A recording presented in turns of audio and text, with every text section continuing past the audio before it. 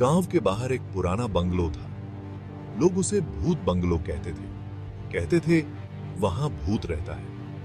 कोई वहां जाने की हिम्मत नहीं करता था। करण एक बहादुर लड़का था। उसे भूतों से डर नहीं लगता था। मेरे दो दोस्त हैं, राबी और अमित। तीनों ने भूत बंगलो जाने का फैसला किया। अंधेरा था। हवा तेज चल रही थी। बंगलो के अंदर अजीब आवाजें आ रही थीं। हर कोने से अजीब सी फुसफुसाहटें सुनाई दे रही थीं, जैसे कोई छुपकर बातें कर रहा हो। खिड़कियां खड़खड़ा रही थीं और दरवाजे अपने आप खुल और बंद हो रहे थे।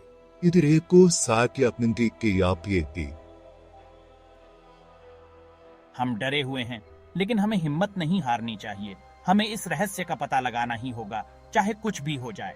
हाँ करण, हम तुम्हारे साथ हैं। हम सब मिलकर इस भूतिया जगह का सामना करेंगे। हमें एक दूसरे का साथ नहीं छोड़ना चाहिए। मुझे डर लग रहा है, लेकिन मैं तुम्हारे साथ चलूंगी। हमें एक दूसरे का सहारा बनना होगा। अगर हम साथ रहेंगे तो कुछ भी बुरा नहीं होगा। करण और उसके दोस्त डरे हुए थे, लेकिन उन्होंने हिम्मत नहीं हारी। वे जानते थे कि इस भूतिया बंगलो में कुछ न कुछ रहस्य छुपा हुआ है। उन्होंने एक दूसरे का हाथ थामा और धीरे धीरे आगे बढ़ने लगे। हर कदम के साथ उनका डर बढ़ता जा रहा था, लेकिन उनकी हिम्मत भी उतनी ही मजबूत हो रही थी। वे जानते थे कि अगर वे साथ रहेंगे तो किसी भी मुसीबत का सामना कर सकते हैं। अंधेरे में चलते हुए वे एक दूसरे को दिलासा देते रहे और अपने डर पर काबू पाने की कोशिश करते रहे।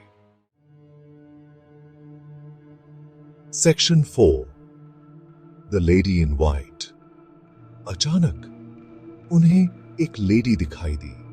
वह सफेद साड़ी पहने हुए थी। उसकी आंखों में आंसू थे। वह बहुत ही उदास और परेशान लग रही थी। उसके चेहरे पर एक अजीब सी उदासी थी, जैसे वह किसी गहरे दर्द से गुजर रही हो। जिसकी बुब्बा है। उसने बताया कि उसकी हत्या कर दी गई थी। उसकी आवाज में एक अजीब सी कंपी थी, जैसे वह अपनी कहानी सुनाते हुए फिर से उस दर्द को महसूस कर रही हो। उसने कहा कि वह यहाँ न्याय की तलाश में भटक रही है। उसकी आत्मा को शांति नहीं मिली है। वह चाहती है कि उसके हत्यारे को सजा मिले। उसकी कहानी सुनकर सबके रोंगटे खड़े हो गए। Section 5, facing the fear. Karan ने लेडी से पूछा, आपको क्या चाहिए? लेडी ने कहा, मुझे न्याय चाहिए। करण ने वादा किया कि वह उसकी मदद करेगा। लेडी गायब हो गई थे।